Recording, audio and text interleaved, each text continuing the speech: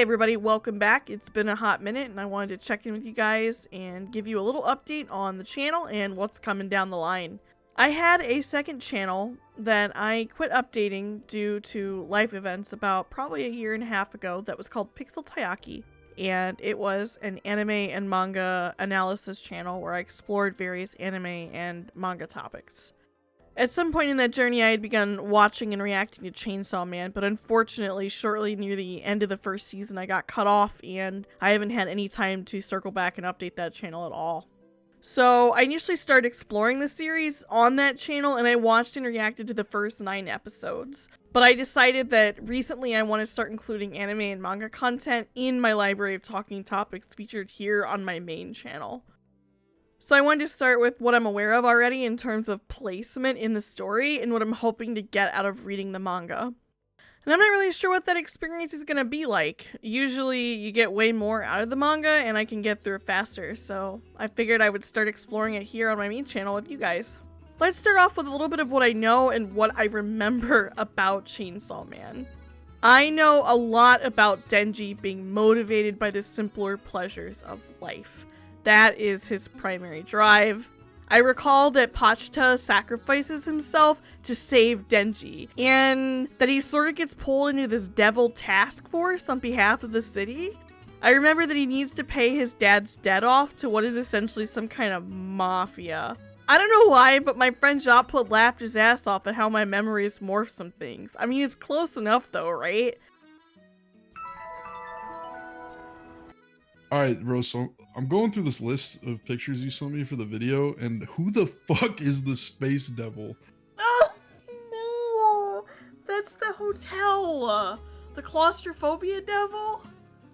Shut the fuck up. The hotel devil? Do you know what I'm talking about with like the elevator shaft and it's like a big face eating shit at the bottom of the elevator shaft? Yes, I yeah, know the what space you're devil, about. the Yeah, fear of being in a space. That's the U-Haul devil, yeah. Oh my god.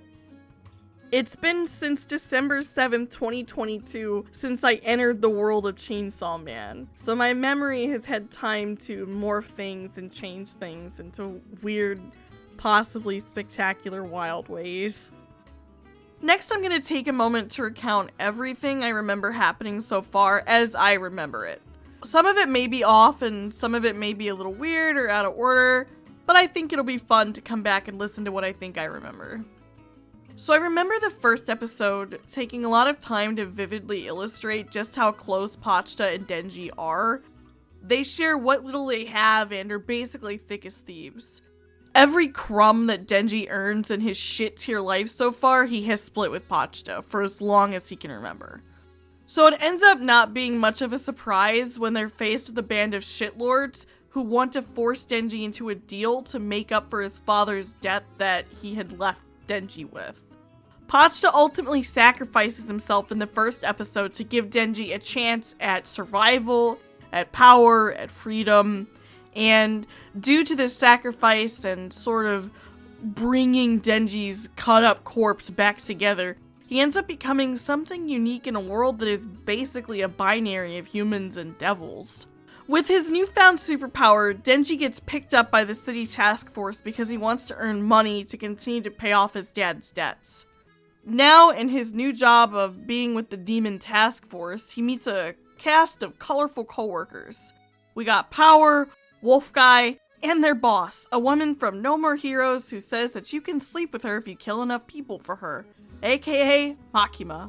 There's also Eye Patch Woman, who unfortunately dies later after a touching revelation where her trainer reveals just how dangerous it really was to showcase what's at stake. Classic. Poor Himeno. And there's a shy but powerful lady I remember named Kobani. The very last episode I think I remember seeing is the whole team being in this hotel room, strange space, discussing the gun devil. There's a devil trying to eat them that's basically an elevator shaft hotel space that won't let them leave alive. I think this devil was trying to force them into some kind of deal, but Denji cuts into them and I think it was the claustrophobia devil really testing his abilities and threatening him. After that, anything else I might have seen is a blur. I can't recall anything more, and I have far more questions than answers, just based on what I think I remember alone. Reminder, it's been 1.5 years since I saw the anime, so forgive me if I blended details or forgotten some important aspects or put some things out of order. I'm looking forward to seeing what the manga will help me remember as I progress. So I remember that Denji gets pulled into a task force to fight off devils to protect the city. And he's making money to pay off his dad's debt. Why he's indebted to his dad's debtors, I have no idea. Like, this isn't usually how things work. Somebody dies, their debt goes with them. Unless the family's, like, loaded. But Denji literally had hardly anything more than dirt. Dude turns up for jelly on toast. I mean, come on. In terms of world building, I remember that there's a lot going on in terms of building up this idea that the fears of people create devils. And that was where we begin to shift into the gun devil. There were some really interesting devils we gotta look at, but I only remember their wacky designs. I don't even remember what it is that they could do. That's actually what I wanted to know more about, were the devils. Last I left off, the story was beginning to shift into the gun devil, staring down the barrel of what that would be. There are shards of this guy literally everywhere. The story really felt like it was building up to make the gun devil out to be the big bad, and I got interrupted at what felt like such a tense, critical moment. I really wanted to see how Denji would take this guy out and what more might be in it for him. We see Denji learning a lot about himself and what he wants out of the world, the more of the world he gets. And as he was growing out of this very simple, impoverished place in life, I was looking forward to see how that would continue to shape him.